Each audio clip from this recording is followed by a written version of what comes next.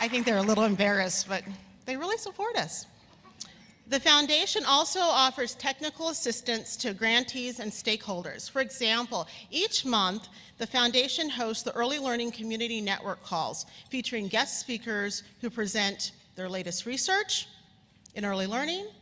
They also share with us emerging legislative issues, and then we have those who present hot topics across the state and also across the nation. This is another great example of how the foundation brings people together.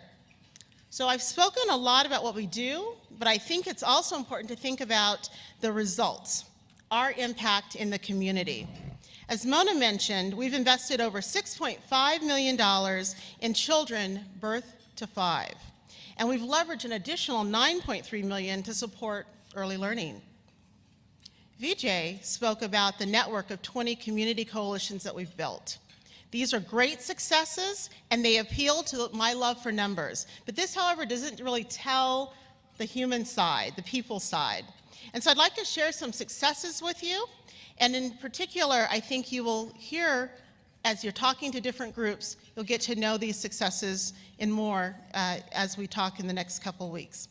One of the most valuable partnerships is our relationship with Costco and Campbell's Soup Company. And so this is a partnership through the Labels for Education program, which provides early learning supplies like books and play equipment to licensed child care centers throughout the state. By working with Washington State Child Care Resource and Referral Network, we receive current information regarding licensed child care centers, so thank you for that. Since our partnership began in 2004, over 10.3 million Labels for Education credits have been awarded for educational toys, school supplies, and picture books. And these grants really do go to the true leaders in early learning. One such leader is Laguitos Garden Lingual Spanish School in Issaquah, and Laguito applied for and received a Labels for Education award last fall. They redeemed their points for not only Play-Doh and school equipment, but also a little red wagon, and it was really cute to see all the photos that have come through the office. These items support Laguito's unique bilingual curriculum during the important period of brain development. There are countless stories, and Laguito's innovative school program is reshaping early learning, and the foundation is proud to support high-quality childcare. Our publications are another community-focused resource. Along with our Getting School Ready booklets, 10 Simple Ways to Encourage Learning is another popular publication. We send thousands of orders across the nation and around the world. We've placed copies of Getting School Ready at your table, so please feel free to order more online and share them with family members. They're a great little piece.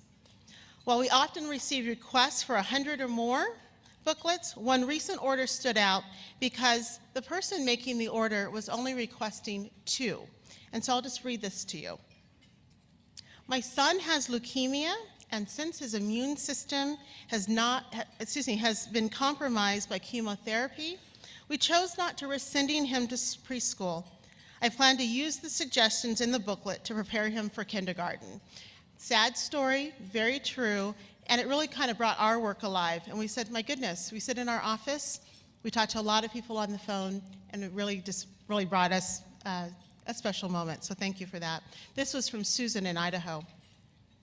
So we received another great note after we launched the Early Learning Community Fair last September.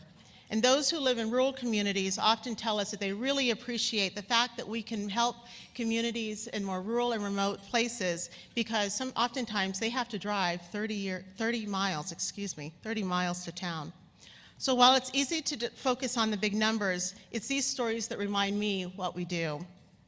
The last example I'd like to share is about the foundation how the foundation makes a difference through coalitions. These groups are a real work, and they're moving forward in many different ways. With limited resources, early learning professionals and community members come together with a small grant from the foundation, then leverage those funds as an action plan to the community.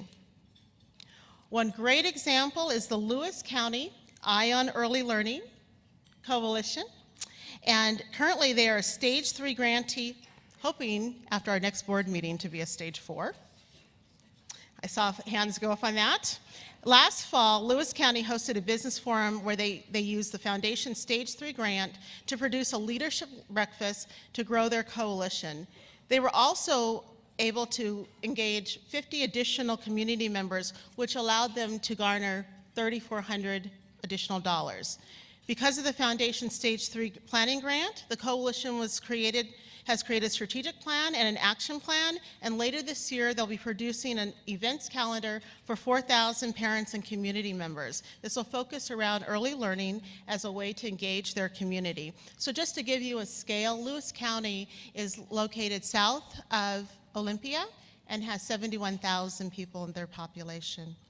So most importantly, I would say that the Lewis County Coalition includes parents to ensure that their work is on target. We like to see that. And as they reach further into the community, they've also engaged Head Start parents and other partners. So knowing that we want to improve the lives of all children, coalition members have made a concerted effort to enlist broad representation across their community. These groups are leveraging the Foundation's grants to forward the early learning movement in their county. And so I think one coalition member summed up the coalition's network quite well. We've been able to cross county lines toward a common thread. These are all of our children. It's been great to pull together and invest in early learning. So before I wrap up, I'd also like to introduce you to the Early Learning Community, a social network launched by the Foundation and is dedicated to the world of early learning. So community members and organizations can share ideas, professionals can contribute advice, and parents and grandparents can simply connect and come together. So we invite you to register today in the lobby, or you can visit www.earlylearningcommunity.org. So thank you for coming today. We are very proud of the progress that community coalitions are making in early learning. We've come a long way in Washington State, and with the economic downturn, the Foundation's work and support is even more important. So with that, I'd like to introduce our keynote speaker, Andrea Levere. Andrea is president of CFED, the Corporation for Enterprise Development in Washington, D.C., and a pioneer in economic innovation. Andrea has dedicated her career to expanding economic possibilities for low-income people and disadvantaged communities. Her work and impact is unparalleled. So please welcome Andrea Levere.